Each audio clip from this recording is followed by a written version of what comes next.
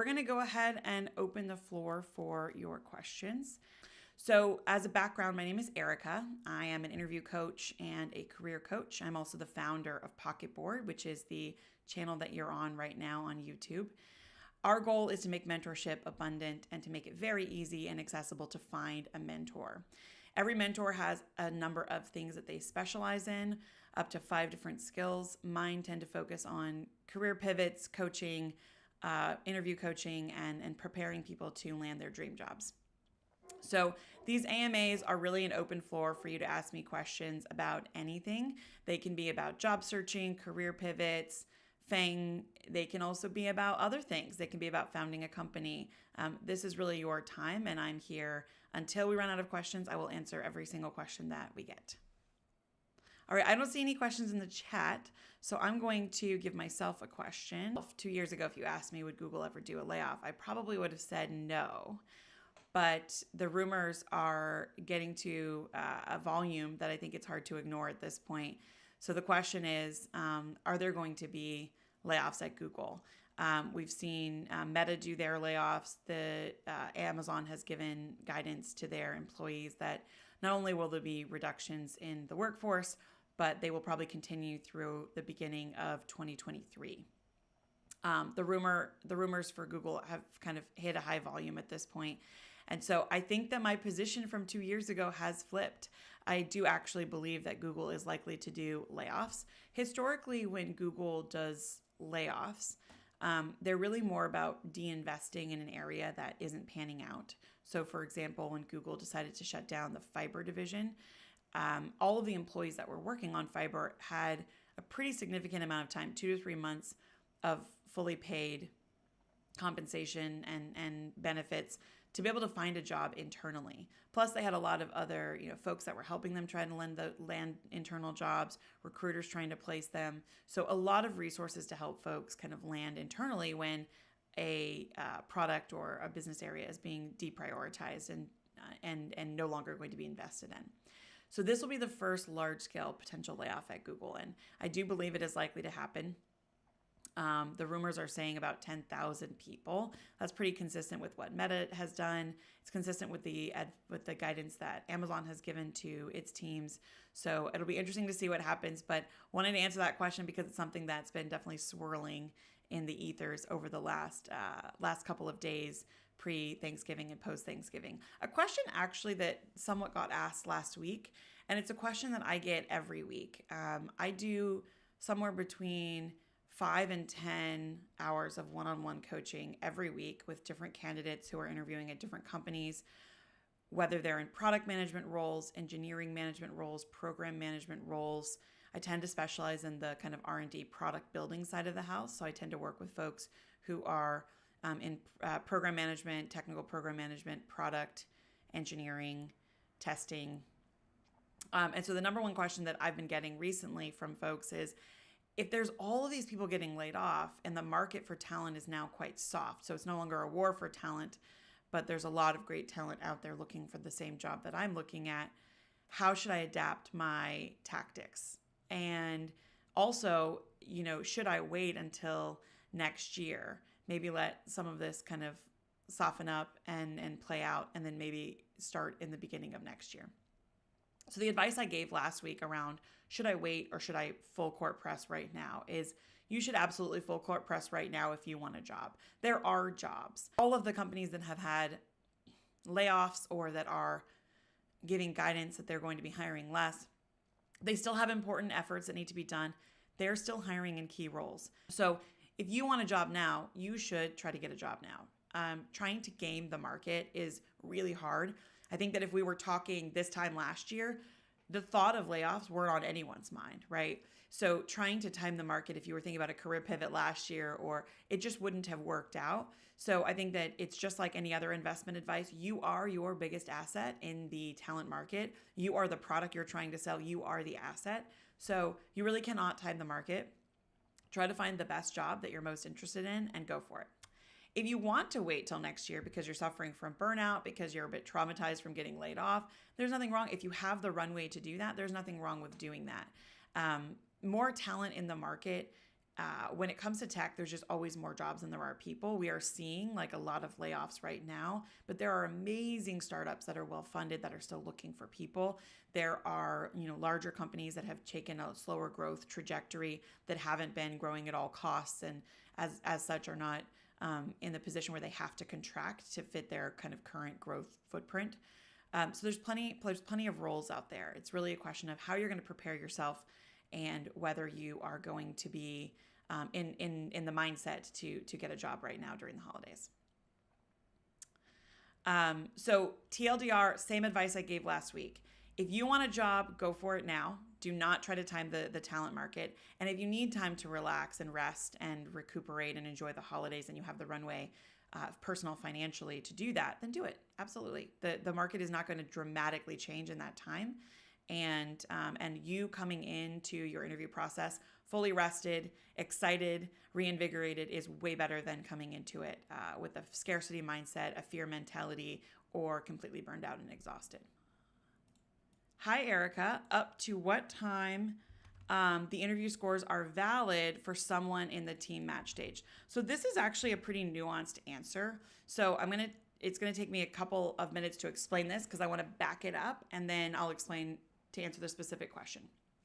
So at the FAANG companies, in particular Google, that does interviews most roles, product management roles, engineering management roles, program management roles, will interview in bulk, which means you are being interviewed for whether you qualify for the general job first, and then once you pass the first round interview, and then which is with a hiring manager or a fellow peer in that role, and then the on-site interview, which are virtual now for the most part, but the kind of full final panel. Once you've passed that, you've proven that you're qualified for the role, and then you go into what is called team matching. And at this point, basically, you're now like a vetted candidate, and then teams that have roles open for someone in your role, someone at your level, can now raise their hand and say, hey, I want to actually interview Erika now that I know that she's passed for this level, for this role, and I have the same type of role and level open. So team matching is that process. It is a secondary, after the final round of interviews at FAANG companies, a process where you're actually interviewing to see if you're a good fit for the specific team that has a job opening that you are a skill fit for.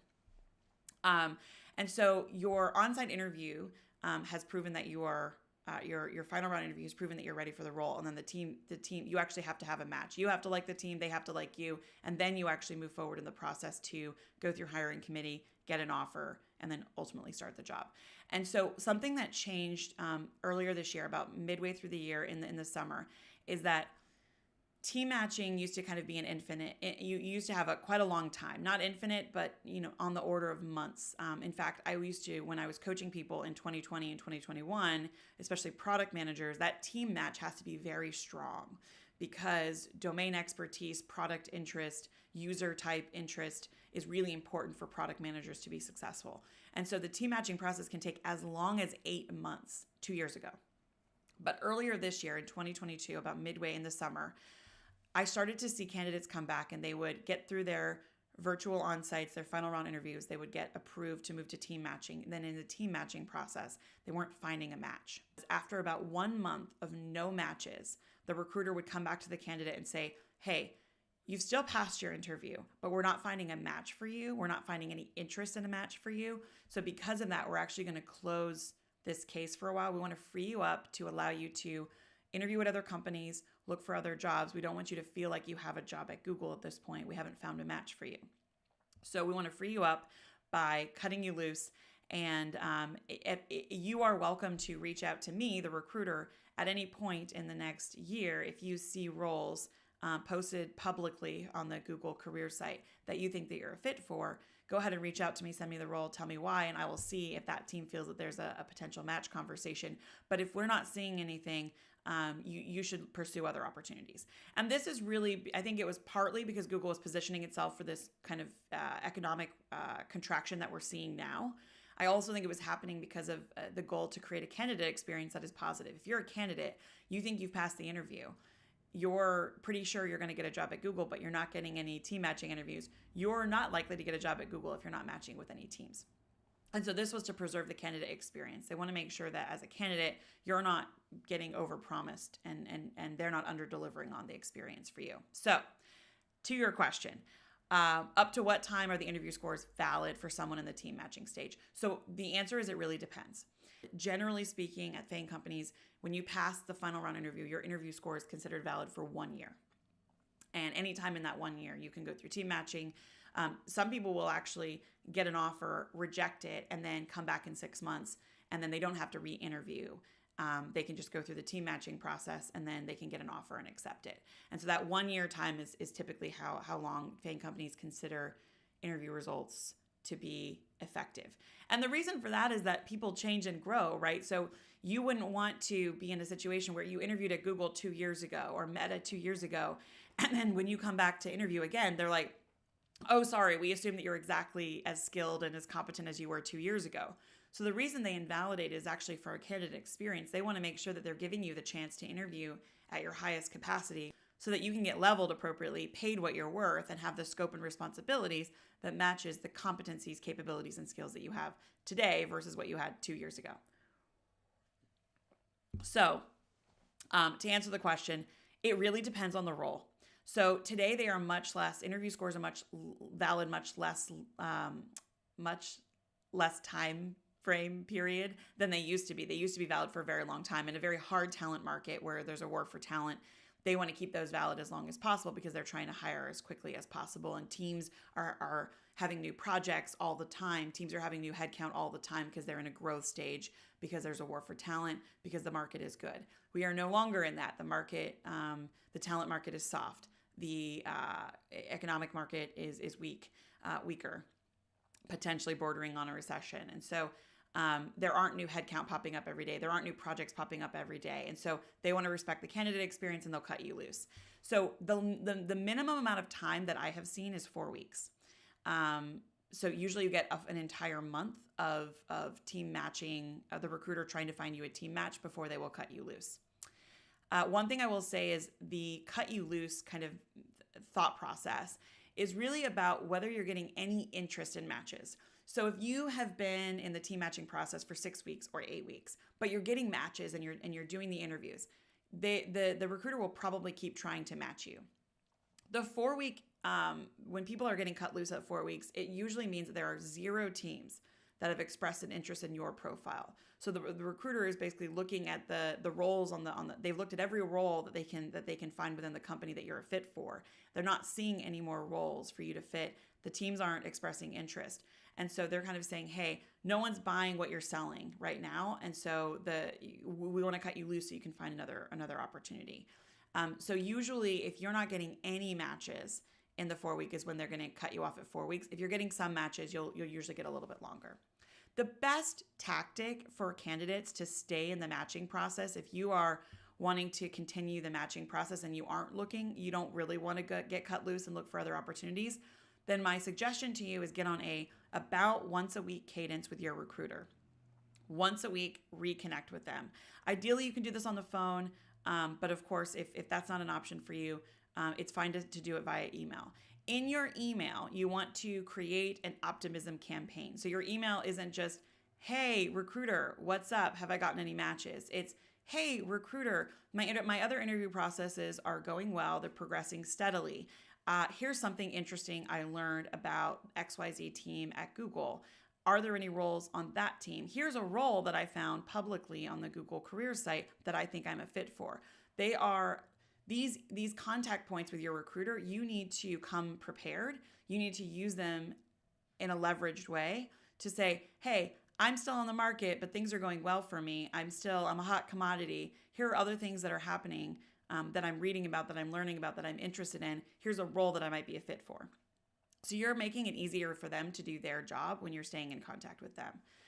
Do not pester them. Don't email them every other day. Don't try to call them every other day. Don't text them 3 times a day. About once a week is the right cadence during the team matching process. All right, I think that was a very robust answer, Ankush.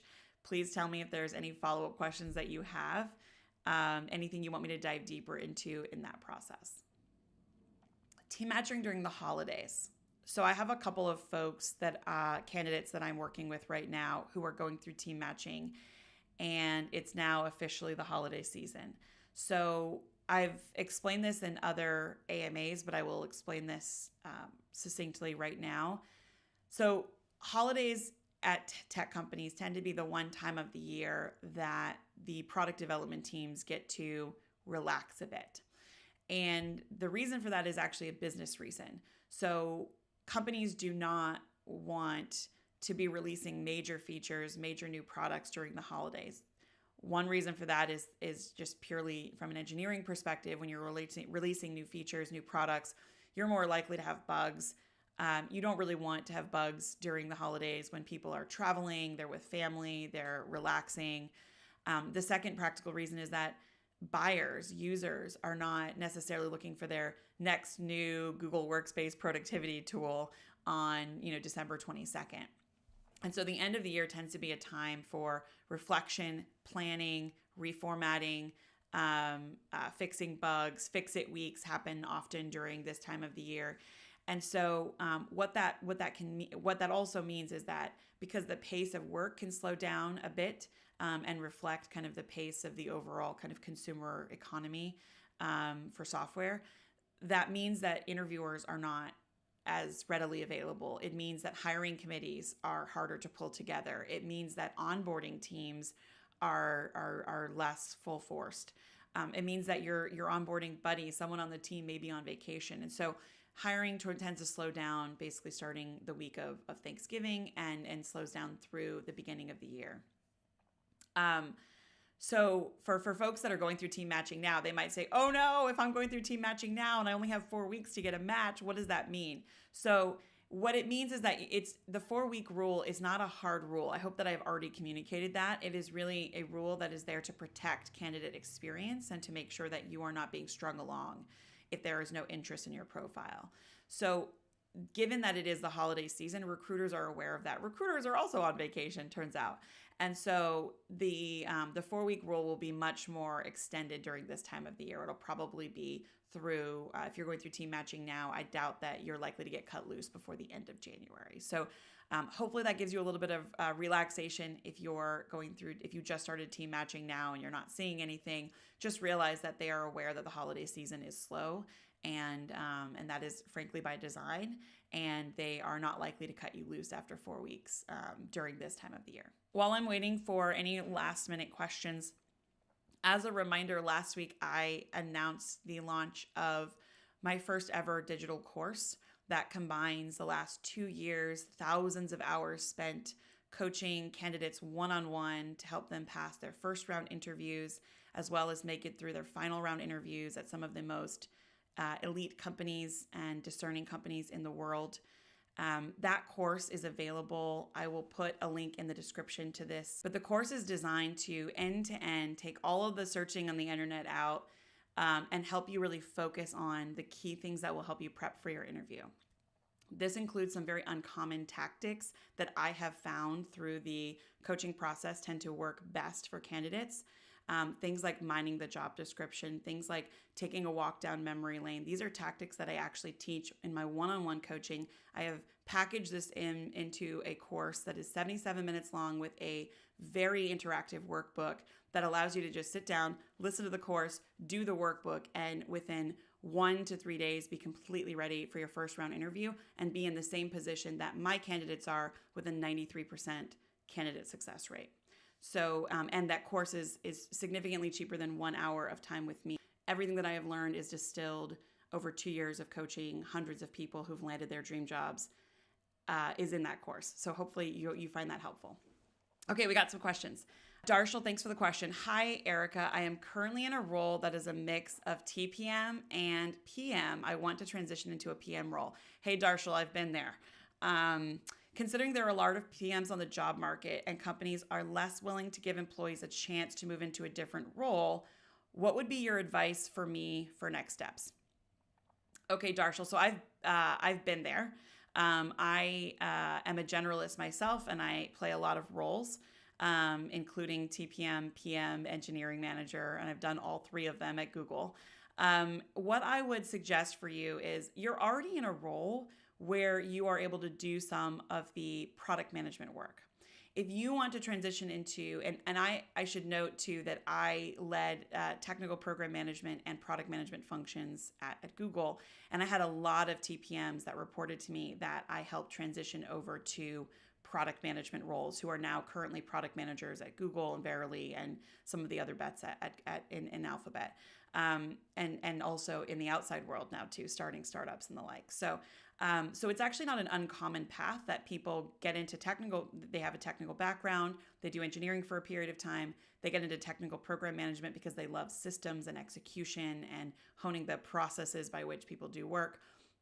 And then they find that they're really interested in focusing on the user and the user experience and building products for the user and designing kind of the product strategy. So not an uncommon path, but it is a challenging path because product management roles are already very hard to get in general. And to your question, in today's market, there are a lot more product managers in the job market. And so there are a lot more of everything in the job market. And so finding a product management role and landing one is challenging. So here are 3 tips that I have for you. I'm making these up on the fly, so hopefully they will be nice and concise and helpful. The first one is you're already doing the job. So one question I have back for you, if we were in a coaching session, I would ask you, do you want to stay at your current company and move into a product role, or do you want to move somewhere else and go into a product management role? I have 2 very different advice for each of those 2 paths. So if you want to stay at your company and move into a product management role, what you need to do is just double down on the product management work that you're doing, and you need to find a way to get someone else to do the TPM work. That can be leaning onto the engineering manager. That can be advocating for a new hire. It can be advocating for a contractor to do kind of the routine kind of project management and rhythm, operating rhythm type work. But you need to make more of your day, more of your week, more of your mental bandwidth product management work and not TPM work. If you're trying to get a job in the outside world, this gets to my second piece of advice, which is that in every way that you talk about yourself publicly, you need to be speaking about yourself from a product management perspective. So oftentimes I'll have people come to me who are in TPM roles and they're like, trying to land a product management role. I'm like, cool, let me see your resume. And the resume is like, managed 3 cross-functional, multidisciplinary, $40 million projects on time, under budget, with success. I'm like, great, this is a TPM resume. So you need to make sure that whether it's your LinkedIn, your taglines, what you talk about publicly, if you have a Substack, a Medium, a blog, whatever, it needs to have a strong product management story, narrative, and vocabulary behind it. For a lot of people, it is really hard to rewrite your resume from a TPM to a PM mindset. We have mentors on Pocketboard that specialize in this and can help you with that. But if you want to do it yourself, the key is that you're basically scrubbing out the TPM work and replacing it with because if you're in this combined role where you're doing both, you just need to really emphasize the product work. So rather than how we executed, how we got it done, how I delivered the project, how I built systems of execution, it's how I figured out what we were going to build, how it was going to affect the user, what specific features, how I A/B tested them, MVP'd, and then iterated from there. It's more about the what than the how if it's a product management resume. If it's a TPM resume, it's more about the how than the what. And I said I was going to give you 3 pieces of advice. So my third piece of advice is when you want to transition into that product management role, there are, I think it's really important that you have product work to demonstrate. So it's not just the way that you talk about your role, but also that you can demonstrate product work. So this is a piece of advice for anyone who's listening, whether you are currently some part of your role as product or not. It is hard to get product management roles because there's a chicken and egg problem. We want product managers that have product management experience, and yet how do you get product management experience? The number one thing that works for me when I'm hiring someone who is a TPM trying to transition into product is show me your side hustle. Show me something that you have built. And if you're already in the role and you can actually show me your actual work on the job, and this is the feature that I defined, tested, helped the team build, implemented, measured, and iterated on, show me that in your interview process. Show me that in your LinkedIn profile. Show me that in your resume, and make it really clear. What is the product that you have owned or feature set that you have owned, and show it to me. If you don't have this in your current role, make something. There is zero excuse in today's world, like between no-code tools, the ability to stand up a website in 4 seconds. There is just absolutely no excuse for someone to not have some evidence that they have product management skills if they want a product management job. Okay. And product management skills can include scoping and sizing the market. It can include, the actual MVP design of some solution that solves a problem. So you don't actually have to show me an app. I like when people show me apps, but you can show me a competitive analysis doc. You can show me some sort of, A/B testing that you've designed. Ideally, you're showing me an app and you're telling me about the A/B test that got you to this app, and you're showing me users and user traction. You're showing me metrics. You're showing me growth. But if you aren't able to do that, as a starting point, show me that you know how to pick a good strategy for a product. As a reminder, we do these every week on Tuesdays. So I'm here answering any questions that you have every week on Tuesdays. As you can tell, it's a pretty small crew right now. So there's a lot of opportunity to grab the mic and ask a question and get free coaching from me. I love seeing people come back every week. So please consider rejoining us next Tuesday at 9 a.m. Thank you everyone for joining. Anyone who's watching, if you're watching this after the live version, questions, comments are very welcome. In the comments, if you can actually post follow-up questions or questions you want me to cover next week, I will actually cover them in the next week. Even if you can't join live, I'll try to get to your questions, and I will also answer any comment that's in the comment thread for this video. So give us a like, and if you want to be notified every time I'm about to go live, if you just subscribe to the channel and then ring the bell to get notifications, you'll get an email whatever your notification setup is, you will get notified every time we're going live, because during the holidays it does tend to shift around a little bit. So you won't ever miss a live stream and the opportunity to ask questions and hear other people's questions as well. All right, with that, happy Tuesday. Thanks everyone for joining. I'll see you all next week, 9 a.m. Pacific time.